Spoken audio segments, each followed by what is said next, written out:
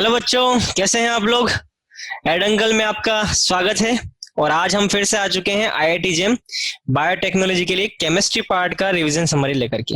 मेरा नाम है विपिन शर्मा और मैं आपका केमिस्ट्री एक्सपर्ट हूं। तो बहुत बहुत स्वागत है आपका। चलिए आज बात करते हैं रिवीजन के अंदर क्या चलेगा, हमारा क्या प्लान हम करने वाले रिवीजन के अंदर। ठीक है, चलिए देखिए बच्चों, आज हम रिवीजन के अंदर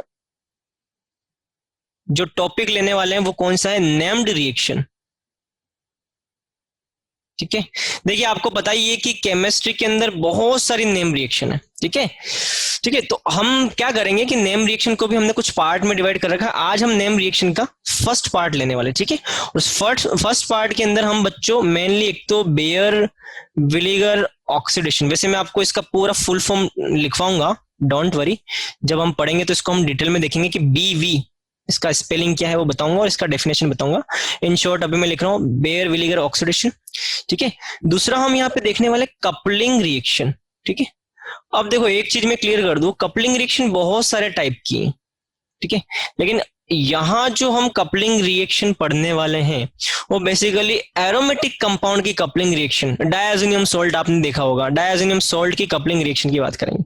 और तीसरा हम जो देखने वाले हैं नेम रिएक्शन में वो विटिग रिएक्शन, जिसपे क्वेश्चन देखने को एग्जाम में मिलते हैं। आपके भी एग्जाम में इस पे क्वेश्चन आपको देखने को मिल जाएंगे।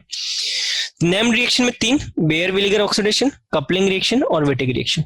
बेसिकली नेम रिएक्शन के अंदर बच्चों एक्सपेक्टेड नंबर ऑफ क्वेश्चन 1 और समटाइम 2 आपको इसमें देखने को मिल सकता है, क्योंकि नेम रिएक्शन एक बहुत वाइड पार्ट है। ठीक है, बड़ा पार्ट है, तो आपको इसमें 2 क्वेश्चन देखने को मिले तो कोई बहुत बड़ी बात नहीं होगी। एक्सपेक्टेड मार्क्स जो है 1 और 2।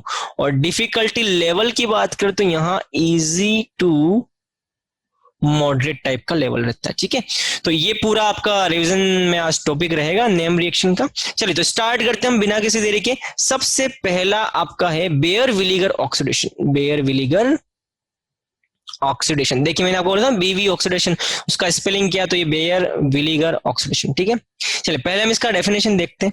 ठीक है, तो डेफिनेशन क्या है, तो डेफिनेशन में आपको ध्यान रखना है कि when ketone is going to react with per acid, it will produce esters। ठीक है, तो यही डेफिनेशन है कि जब भी कीटोन को आप रिएक्शन में पार्टिसिपेट करवाएंगे, किसकी प्रेजेंस में, पर एसिड की प्रेजेंस में। अभी मैं बताऊंगा पर एसिड क्या है ना, PERACID, पर एसिड की प्रेजेंस में, तो क्या प्रोड्यूस करता है ये, एस्टर्स, एस्टर प्रोड्यूस करता है ना, ये एस्टर लिखा है मैंने। चलिए देखते हैं, तो कीटोन है ये, कीटोन को आप पर एसिड के साथ में, देखो पर एसिड का मतलब ये होता है कि जैसे मान लीजिए मैंने यहाँ पे ये लिखा है कार्बोक्सिलिक एसिड। ठीक है, तो ये क्या है, बेसिकली कार्बोक्सिलिक एसिड। लेकिन ये कार्बोक्सिलिक एसिड का OH ग्रुप है ना, ये यहाँ पे OH ना हो करके बेसिकली ये डबल OH हो जाए, तो इस टाइप के एसिड को हम क्या बोलते हैं, पर एसिड। क्या बोलते हैं, पर एसिड। ठीक है, तो ये जो OO लिंकेज आपको दिख रहा है ना बच्चों, ये OO लिंकेज जब भी किसी एसिड में आपको दिखता है इसको हम बोलते हैं पर एसिड। तो पर एसिड की रिएक्शन कीटोन के साथ, मतलब कि या फिर ये बोल दो कि कीटोन वाला जो फंक्शनल ग्रुप है कौन सा है, कीटोन। तो कीटोन वाला फंक्शनल ग्रुप जब भी पर एसिड के साथ रिएक्शन करेगा तो ये एस्टर का फॉर्मेशन करता है। किसका, एस्टर का फॉर्मेशन करता है। और एस्टर का फॉर्मेशन कर रहा है तो ये रिएक्शन किस नाम से जानी जाएगी, बेयर विलीगर ऑक्सीडेशन, जिसको इन शॉर्ट हम क्या लिख रहे हैं, इन शॉर्ट इसको हम लिख रहे हैं बीवी ऑक्सीडेशन। क्लियर। चलिए तो अब हम देखते हैं कि ये प्रोड्यूस कैसे हो रहा है। भाई ये तो समझ में आ गया कि कीटोन है वो पर एसिड के साथ रिएक्शन करेगा तो एस्टर का फॉर्मेशन करेगा लेकिन इसका कॉन्सेप्चुअल ट्रैक और दूसरा इसका मैकेनिज्म, ये दो बात हम सीख लेते हैं। चलिए तो आते हैं नेक्स्ट पार्ट इसके मैकेनिज्म पे। मैकेनिज्म के अंदर बड़ा ट्रिक है, पूरा मैकेनिज्म याद रहे जरूरी नहीं, लेकिन जो काम की बात होगी वो मैं आपको बता दूंगा। देखिए ये हो गया आपका कीटोनिक फंक्शनल ग्रुप, किसकी प्रेजेंस में रिएक्शन कर रहा है, पर एसिड की प्रेजेंस में। तो चलिए ये आ गया आपका पर एसिड, ठीक है। ओ सिंगल बॉन्ड ओ है ग्रुप, तो इसको हम बोलते हैं परोक्सी लिंकेज। क्या बोलते हैं, परोक्सी लिंकेज। परोक्सी लिंकेज ही इस एसिड को पर एसिड बोलने के लिए रेस्पॉन्सिबल है, ठीक है। जब भी दोनों रिएक्शन करेंगे तो अब देखो क्या होगा, परोक्सी एसिड क्या रिलीज करता है, H+। एसिड है भाई, एसिड क्या निकालेगा, H+ निकालेगा। चलिए अब सामने वाला बंदा जो है उसके पास में यहाँ क्या लोन पेयर, H+ के पास में इलेक्ट्रॉन डेफिशिएंट है और सामने वाले बंदे के पास में ऑक्सीजन के पास में इलेक्ट्रॉन्स हैं, तो ये इन इलेक्ट्रॉन्स को अपने ऑर्बिटल में एक्सेप्ट करेगा और जैसे एक्सेप्ट करेगा तो ये कीटोन देखिए कुछ इस तरह से अब कन्वर्ट हो चुका है। ऑक्सीजन पे एक लोन पेयर चला गया तो ऑक्सीजन प्लस आएगा और दो में से एक ही लोन पेयर रह गया तो एक लोन पेयर आ गया। ये यहाँ पे ये इस तरह की स्ट्रक्चर बन जाएगी। चलिए नेक्स्ट स्टेप देखते हैं अगला क्या हो सकता है। अगला ये वाला पाई जो है ये ऑक्सीजन अपनी तरफ अट्रैक्ट करेगा, है ना, ठीक है। चलो अच्छा होगा कि मैं इसको ऐसे ना दिखा करके मैं कुछ इस तरह से दिखाऊं। चलिए मैं इसको एक काम करता हूं, मैं यहाँ पे इस डायरेक्शन में ना दिखा करके मैं इस पाई को ऐसे ऑक्सीजन की तरफ प्लस की तरफ ऐसे ब्रेक करूं तो ज्यादा मजा आएगा, आपको ज्यादा अच्छा लगेगा, ठीक है। तो ऑक्सीजन के पास बेसिकली प्लस है तो ऑक्सीजन की तरफ पाई जाएंगे ना कि हाइड्रोजन की तरफ। तो अच्छा होगा कि हम ऑक्सीजन पे प्लस जो है उसकी तरफ उसकी डायरेक्शन में दिखाएं, ठीक है। तो देखिए अब स्ट्रक्चर क्या बनेगा, ऑक्सीजन पे प्लस तो न्यूट्रलाइज हो जाएगा तो ये OH हो गया और कार्बन पे जनरेट हो जाएगा प्लस। अब देखो कार्बन के पास प्लस आ चुका है, मतलब कि कार्बन इलेक्ट्रॉन डेफिशिएंट हो चुका है, इसको इलेक्ट्रॉन की डिमांड है। चलिए बहुत अच्छी बात है। अब देखो इसकी डिमांड पूरी कौन करेगा, देखिए ये जैसे ही पर एसिड जो यहाँ पे लिखा था ना हमने, ये पर एसिड, ये पर एसिड, इस पर एसिड ने क्या दिया था, H+ दिया था ना, पर एसिड ने H+ दिया था। तो ये पर एसिड खुद किस में बदल जाएगा, ये पर एसिड जब H+ देगा तो ये बदल जाएगा RCOO माइनस में, मतलब कि अब ये O पे माइनस आ रहा है देखो। तो ये जो O पे माइनस है पर एसिड का, ये O पे माइनस, अब समझ में आ रहा होगा ये O पे माइनस जो है वो किस पे जाकर के हिट करेगा, कार्बन के प्लस पे। तो देखो अब सिन क्या क्रिएट हो रहा है, अब सिन कुछ ऐसा क्रिएट हो रहा है, यहाँ पे ये ऑक्सीजन, ऑक्सीजन के बगल में एक और ऑक्सीजन में, अच्छा होगा मैं इस ऑक्सीजन को 1 लिख लूं, इसको मैं 2 लिख लूं। तो देखिए ये 1 वाला ऑक्सीजन, ये 2 वाला ऑक्सीजन, 2 वाले ऑक्सीजन के ठीक पास में यहाँ पे CO और यहाँ पे ये R। तो ये एक स्ट्रक्चर बन गई। चलिए फर्दर इस स्ट्रक्चर में और क्या होगा, देखिए अब क्या हो सकता है। देखिए सबसे अच्छी बात ये है कि ये सेकंड ऑक्सीजन है ना, इसका लोन पेयर जाकर के इस हाइड्रोजन को एब्स्ट्रैक्ट करेगा, क्योंकि ये हाइड्रोजन किस पे लगा हुआ है, ऑक्सीजन पे, और ऑक्सीजन पे लगा हुआ हाइड्रोजन क्या होता है, एसिडिक। तो जैसे ही ऑक्सीजन पे लगा हुआ हाइड्रोजन एसिडिक है तो ये ऑक्सीजन पे लगा हुआ हाइड्रोजन H+ देगा, ये H+ जाकर के लग रहा है किससे, सेकंड वाले ऑक्सीजन से, ठीक है बहुत अच्छी बात है। इसका मतलब ऑक्सीजन पे क्या आएगा, माइनस, ये माइनस जाएगा कार्बन और ऑक्सीजन के बीच में, और यहाँ पे जो 2 R ग्रुप है ना, इसमें से कोई भी एक R ग्रुप चला जाएगा इस फर्स्ट वाले ऑक्सीजन पे, बेसिकली 1 और 2 के बीच में ये बॉन्ड ब्रेक हो जाएगा। तो देखिए पूरा प्रोसेस एक साथ होगा, सेकंड वाले ऑक्सीजन का लोन पेयर जा करके अटैक कर रहा है इस OH के हाइड्रोजन पे, ठीक है। इसका मतलब OH के बीच का बॉन्ड ब्रेक होगा तो ये बॉन्ड यहाँ आएगा कार्बन ऑक्सीजन के बीच में से, कार्बन ऑक्सीजन के बीच में आएगा, और जैसे कार्बन ऑक्सीजन के बीच में आएगा तो कार्बन को 4 वैलेंसी मेंटेन करना है, तो यहाँ वाला ये जो भी ग्रुप होगा, यहाँ जो भी ग्रुप होगा ये ग्रुप माइग्रेट हो जाएगा फर्स्ट ऑक्सीजन पे, ठीक है, और दोनों ऑक्सीजन 1 और 2 के बीच का बॉन्ड ब्रेक हो जाएगा। तो देखिए अब सिन क्या क्रिएट हो गया, तो ये कार्बन ऑक्सीजन के बीच में डबल बॉन्ड आ जाएगा यहाँ पे, ठीक है, चलिए एक ग्रुप यहाँ लगा हुआ है, ऑक्सीजन, ये फर्स्ट वाला ऑक्सीजन यहाँ, फर्स्ट वाला ऑक्सीजन पे ये एक ग्रुप लग गया है ना, ये ग्रुप लग गया। बेसिकली क्या बन जाएगा, स्टर, क्या बन जाएगा, स्टर। और जैसे ये स्टर बनेगा तो स्टर के साथ साथ आप देखिए बाई प्रोडक्ट और क्या बन रहा है, देखिए। तो बाई प्रोडक्ट दिखाने के लिए हम एक काम करते हैं, पेंसिल थोड़ा चेंज कर लेते हैं, देखिए। चलिए पेंसिल चेंज करते हैं, पेंसिल का कलर हम ले लेते हैं, चलिए कुछ ब्लैक ले लेते हैं। देखिए अब देखिए ये पूरा ग्रुप जो है, ये पूरा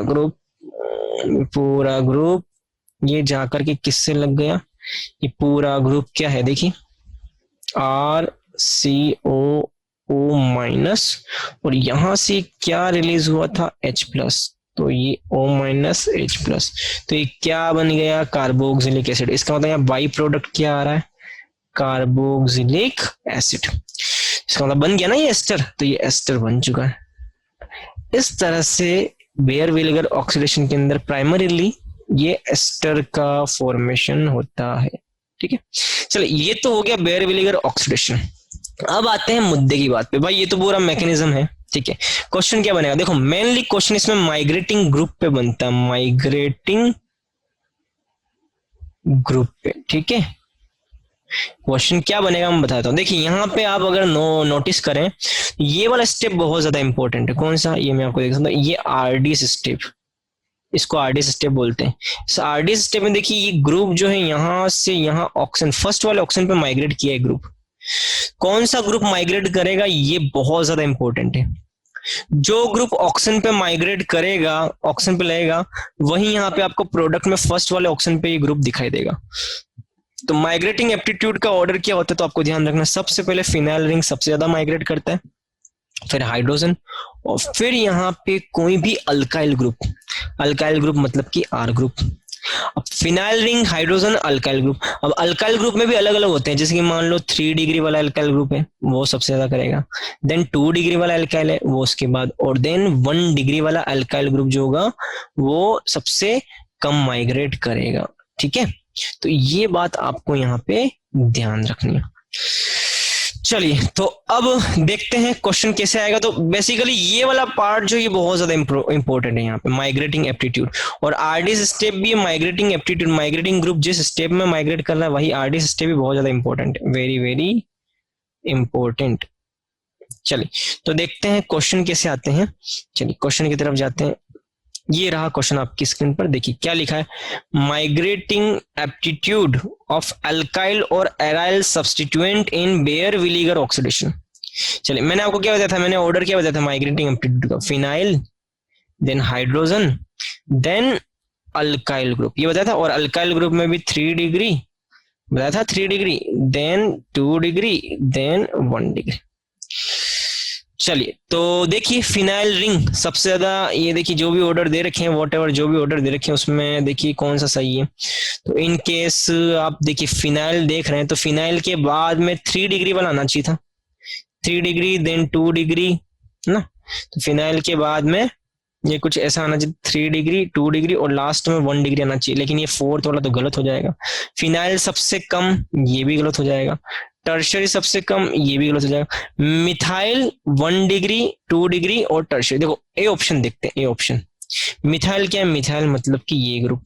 चलिए उससे ज्यादा आपको बोल रखा 1 डिग्री, हाँ 1 डिग्री मतलब कि CH3 CH2 ग्रुप। उसके बाद में 1 डिग्री के बाद में फिर आ जाएगा प्राइमरी, मतलब 1 डिग्री मतलब किसको बोलते हैं, प्राइमरी। प्राइमरी बोलो 1 डिग्री बोलो, एक ही बात। फिर सेकेंडरी, सेकेंडरी का मतलब ये होता है, ये सेकेंडरी हो गया। तो ये सेकेंडरी ग्रुप मतलब 2 डिग्री, 2 डिग्री, 1 डिग्री। और हमने पढ़ा है कि 1 डिग्री से ज्यादा 2 डिग्री ज्यादा माइग्रेटिंग एप्टीट्यूड शो करता है। और देन आ जाएगा 3 डिग्री। 3 डिग्री में क्या होगा, देखो CH3 CH3 CH3, तो ये हो जाएगा 3 डिग्री। तो बेसिकली आंसर क्या हो जाएगा, आंसर विल बी ए। तो इस टाइप से आपको ये क्वेश्चन सॉल्व करना, ठीक है। तो ये बेयर विनेगर ऑक्सीडेशन था।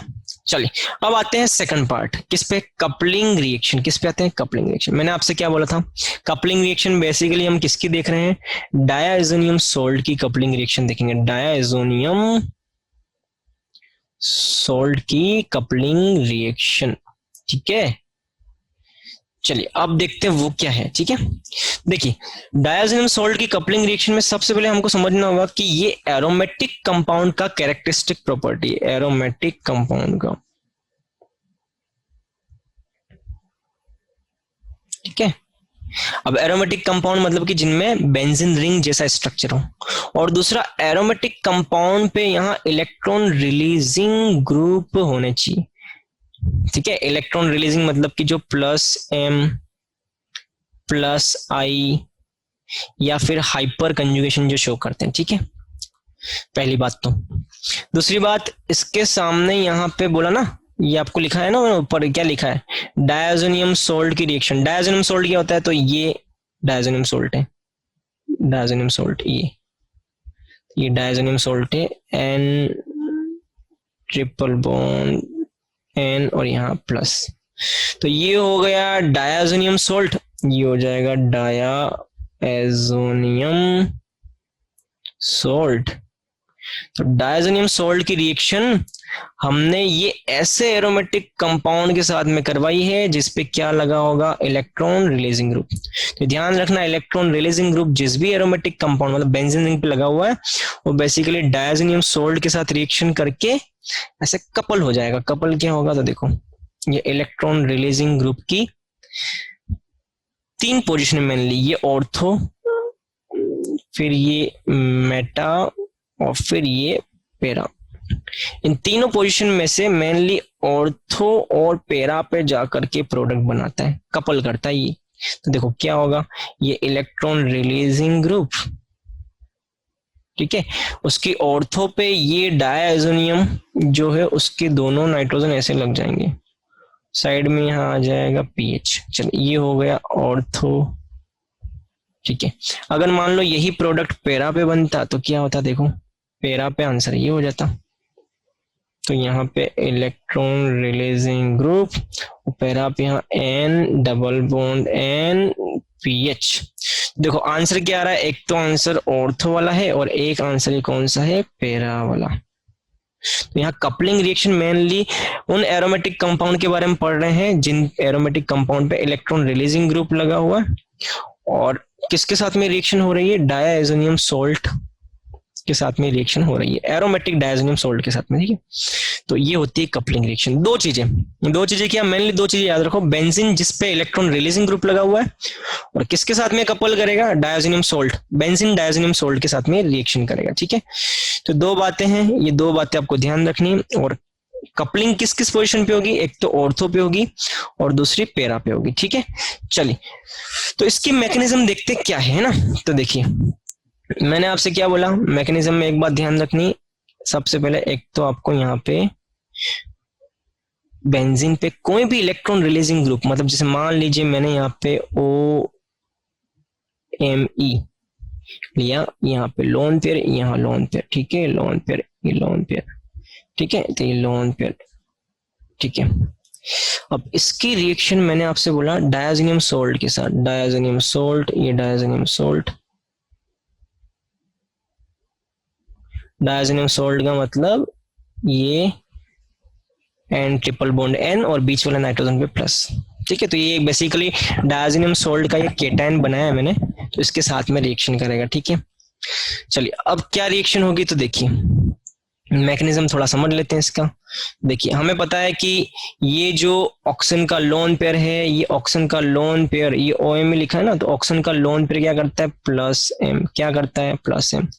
ये लोन पेयर अंदर रिलीज कर सकता है, तो देखिए पाई जाएगा, पाई आगे जाएगा, रेजोनेंस करेगा, तो यहाँ पे क्या आ जाएगा, माइनस। ये माइनस आगे रेजोनेंस करेगा तो ये पाई यहाँ क्या लेकर के आएगा, माइनस। ये पाई आगे रेजोनेंस करेगा तो फिर से ये ऑर्थो पे क्या लेकर के आएगा, माइनस। इसका मतलब ये देखिए कि ये, चलिए थोड़ा सा पेंसिल इस बार चेंज करते हैं, तो चलिए तो अब देखिए, तो ये ऑर्थो, पेरा और ऑर्थो, इन पोजीशन पे आपको नेगेटिव दिख रहा होगा, दोनों ऑर्थो पे नेगेटिव है और पेरा पे नेगेटिव है। इसका मतलब ये हुआ कि ये नेगेटिव जा करके कहाँ अटैक कर सकता है, ये इलेक्ट्रोफिलिक सेंटर पे अटैक कर सकता है। है ना। जैसे ये इलेक्ट्रोफिलिक सेंटर पे अटैक करेगा तो ये पाई जा करके नाइट्रोजन के प्लस पे शिफ्ट हो जाएगा। इस टाइप से मैकेनिज्म शो करेगा। तो अब देखिए अब क्या होगा, जैसे ये प्रोसेस होगा तो देखिए, तो यहाँ पे ओ एम ई, अगर पैरा पे नाइट्रोजन जो है वो जाकर के ये फर्स्ट वाले नाइट्रोजन से लगता है, सेकंड वाले नाइट्रोजन पे प्लस न्यूट्रलाइज हो जाएगा। तो ये न्यूट्रलाइज हो गया और ये आ जाएगा इस तरह से रिंग। तो ये तो आ गया पैरा वाला प्रोडक्ट, ठीक है। चलिए दूसरा आगे की बात करते हैं। दूसरा ऑर्थो वाला प्रोडक्ट। ऑर्थो वाला प्रोडक्ट कैसे बन जाएगा, तो ये ओ एम ई और ऑर्थो पे एन डबल बॉन्ड एन और ये आ जाएगा ये ग्रुप, ठीक है। ये ऑर्थो वाला प्रोडक्ट। बेसिकली आंसर जो वो किस किस पे आएगा, कहने का मतलब ऑर्थो एंड पैरा। तो ऑर्थो और पैरा पे आंसर आता है कपलिंग रिएक्शन के अंदर। तो जिस भी बेंजीन रिंग पे इलेक्ट्रॉन रिलीजिंग ग्रुप लगा होगा उस इलेक्ट्रॉन रिलीजिंग ग्रुप के ऑर्थो और पैरा पोजीशन पे आपको आंसर देखने को मिलेगा यहाँ पे कपलिंग रिएक्शन में हमेशा, क्योंकि वहां पे इलेक्ट्रॉन डेंसिटी ज्यादा होता है। चलिए इस पे क्वेश्चन करके देखते हैं। चलिए ये देखिए, which one is the major product of the following reaction, ठीक है। चलिए तो फर्स्ट यहाँ दे रखा है NaNO2 और HCl, ठीक है। चलिए देखिए मैं आपको एक चीज बता दूं, NaNO2 और HCl ये दोनों मिलकर के पहले तो HNO2 बनाते हैं। तो हो सकता है या तो रिएक्शन में आपको फर्स्ट कंडीशन में सीधा HNO2 दे रखा हो, या HNO2 डायरेक्ट ना दे करके आपको जो ये क्वेश्चन में गिवन है ना वही दिया हो। जैसे यहाँ पे क्वेश्चन में NaNO2 प्लस HCl दे रखा है। सबसे पहले ये इस NH2 के साथ में डायजोनियम सोल्ट बनाता है। तो डायजोनियम सोल्ट कैसे बनाएगा, तो देखो NH2 की ये पैरा पोजीशन पे तो ये SO3 हो जाएगा और NH2 खुद कन्वर्ट हो जाएगा ये डायजोनियम सोल्ट में, ठीक है। तो ये बन गया डायजोनियम सोल्ट। अब दूसरी स्टेप में देखो, ये देखो रिसोर्स इनोल दे रखा है। अब रिसोर्स इनोल में दो OH है, ये OH है और ये OH है। किसी भी OH की, आप किसी भी एक OH की ऑर्थो को सेलेक्ट कर लो और वो ऑर्थो दूसरे के रेस्पेक्ट में क्या होनी चाहिए, पैरा। जैसे कि मान लीजिए इस OH की ये पैरा पोजीशन है, ठीक है, इस सामने वाले OH की ये पैरा पोजीशन है, तो इसके बगल वाले OH के लिए ऑर्थो हो जाएगी। तो आप यहाँ पे कपलिंग रिएक्शन कर सकते हो।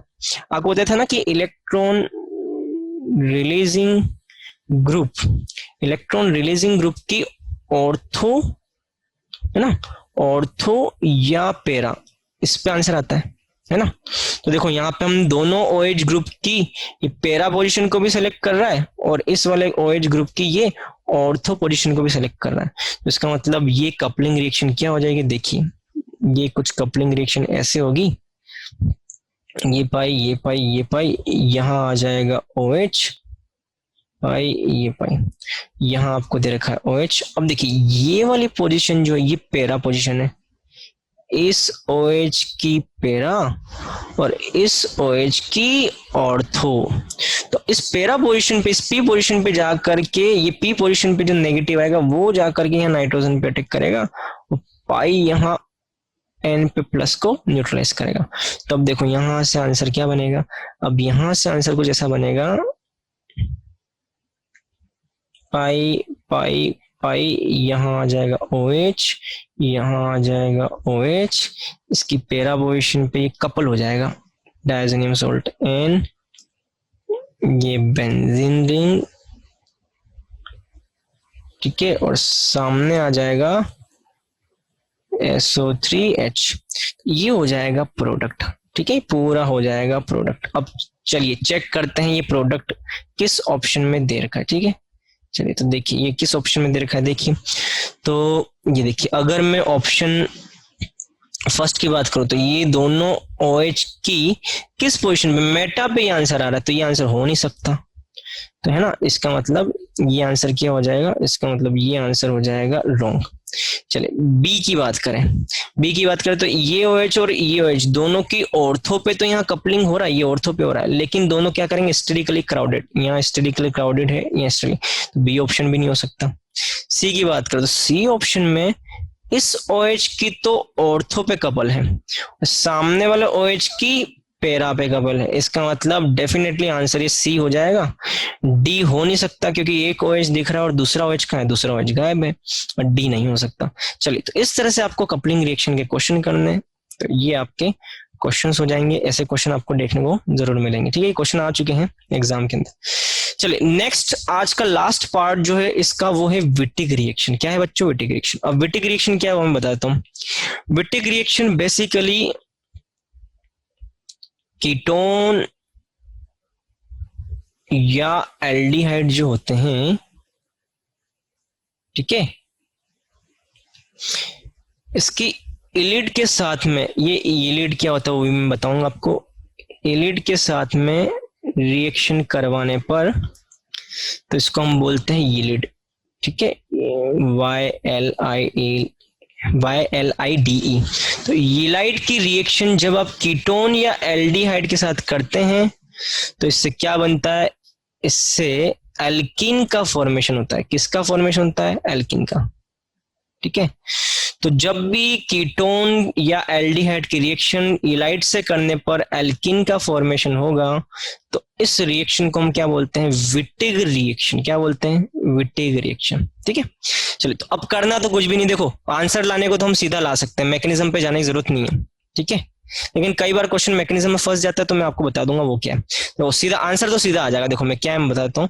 एक काम करते हैं, हम पहले पेंसिल चेंज कर देंगे तो मैं डिफरेंशिएट कर पाऊंगा। देखिए, इलाइड के अंदर ये जितना भी ये फास्फोरस पे कार्बन लगा होगा ना, उस कार्बन को डायरेक्टली यहाँ ऑक्सीजन से रिप्लेस कर दो, ऑक्सीजन को हटा दो और ऑक्सीजन की जगह किसको लगा दो? इस कार्बन को। तो क्या होगा, ये जो कार्बन है इस कार्बन से डबल बॉन्ड से क्या लग जाएगा? ऑक्सीजन हट जाएगा, उसकी जगह CH2 लग जाएगा। तो यही तो आंसर आ रहा है, देखो ये एल्कीन बन रहा है। बस यही काम आपको करना है। ठीक है, चलिए, तो फिर से बता रहा हूँ, विटिक रिएक्शन क्या, कीटोन या एल्डिहाइड की रिएक्शन इलाइड से करेंगे तो एल्कीन का फॉर्मेशन होगा और यही कहलाता है विटिक रिएक्शन। चलिए मैकेनिज्म देखते हैं इसका। मैकेनिज्म तो देखिए, कीटोन ले रखा है, या तो कीटोन ले लो या एल्डिहाइड ले लो, और उसकी रिएक्शन आप किससे करा रहे हैं? आप उसकी रिएक्शन करा रहे हैं ये कंपाउंड के साथ। ठीक है, CH2, यहाँ क्या है? ये CH2, इसको हम बोलते हैं यीलाइड, है ना। यीलाइड के साथ में आप किसकी रिएक्शन करा रहे हैं? कीटोन, या हो सकता है कीटोन की जगह आप एल्डिहाइड ले लो। चलिए, तो अब क्या होगा देखिए, हमें बताया कि कार्बन ऑक्सीजन में ऑक्सीजन का इलेक्ट्रॉन नेगेटिविटी ज्यादा है, तो पाई कहाँ शिफ्ट हो जाएंगे? ऑक्सीजन की तरफ। तो देखिए अब सिचुएशन क्या क्रिएट हो जाएगी, अब कार्बन और ऑक्सीजन में ऑक्सीजन पे माइनस, कार्बन पे प्लस आएगा। जैसे ही प्लस दिखा तो ये जो नेगेटिव है जा करके सीधा कोलाइड करेगा इस प्लस से। तो देखिए अब क्या बनेगा, अब बनेगा कार्बन यहाँ ऑक्सीजन पे माइनस, ये जो CH2, ये CH2 यहाँ लग जाएगा, और CH2 से क्या लगा हुआ है? CH2 से फास्फोरस लगा हुआ है, फास्फोरस पे प्लस चार्ज है, यहाँ आ जाएगा PH3। अब देखिए ये नेगेटिव ही नेगेटिव प्लस की तरफ अट्रैक्ट होगा। तो अब देखिए एक ट्रांजिशन स्टेट, इंटरमीडिएट का फॉर्मेशन हो रहा है। ये देखिए ये इंटरमीडिएट का फॉर्मेशन हो रहा है। ट्रांजिशन स्टेट ना बोले हम, इंटरमीडिएट बोले, क्योंकि ट्रांजिशन स्टेट तो पॉसिबल नहीं होती रियल में। इसको हम इंटरमीडिएट बोलेंगे क्योंकि इंटरमीडिएट को आइसोलेट करना पॉसिबल है, और इसको आइसोलेट किया गया। ठीक है, तो ये आइसोलेट किया गया ये। ठीक है, तो ऑक्सीजन फास्फोरस लग गया, तो ये ठीक है, तो ये स्पीशीज बन जाएगा। ठीक है, तो ये ऑक्सीफॉस्फेटेन, तो ये स्पीशीज बन गया। ठीक है, ठीक है, तो ऑक्साफॉस्फेटेन ये इंटरमीडिएट बन जाएगा। ऑक्साफॉस्फेटेन ये इंटरमीडिएट का फॉर्मेशन हो जाएगा। ठीक है, चलिए अब यहाँ पे आगे क्या होगा देखिए, अब यहाँ आगे क्या होगा इसको हम देखते हैं। चलिए आगे क्या होगा, तो देखिए ये वाला बॉन्ड यहाँ ब्रेक होगा, ऑक्सीजन फास्फोरस के बीच में डबल बॉन्ड आएगा, और ये वाला बॉन्ड कार्बन कार्बन के बीच में क्या लाएगा? Double bond.